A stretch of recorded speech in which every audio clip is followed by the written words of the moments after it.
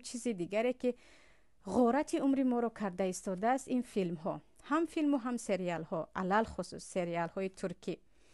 سریال های تاجیکی هم دیگر برآمده ایستادن. باز فیلم هایی که شما بعد از دیدن اون فقط چند روز خیالتون با اون بند می شود، هیچ فایده ای نمی گیرید. فیلم های تاریخی هستند درباره تاریخ یگان کشور، تاریخ یگان انسانی که مثلا مشهور است که شما درباره یک انسان با خبر می شوید، یا فیلم های اسلامی مثلا که درباره یگان عالم، یگان پیامبر، این چیزی دیگر است.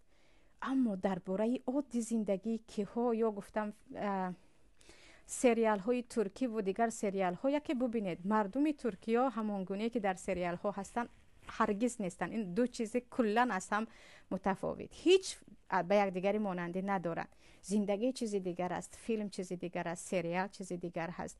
برای زبان آموزی گفتید 15 دقیقه مثلا زبان فارسی گوش میکنم، زبان انگلیسی گوش میکنم، اون هم 15 و 10 دقیقه. نباید ساعت ها رو به سریال ها دهیم.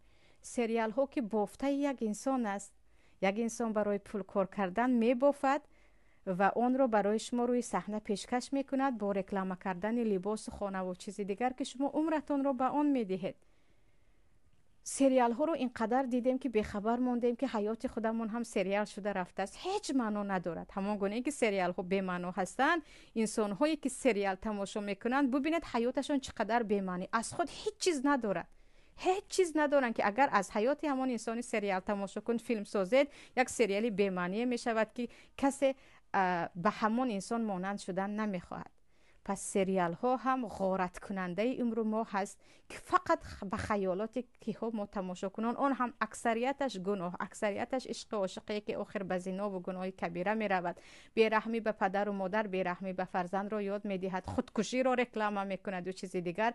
با اینها وقتمون رو می گذرانیم.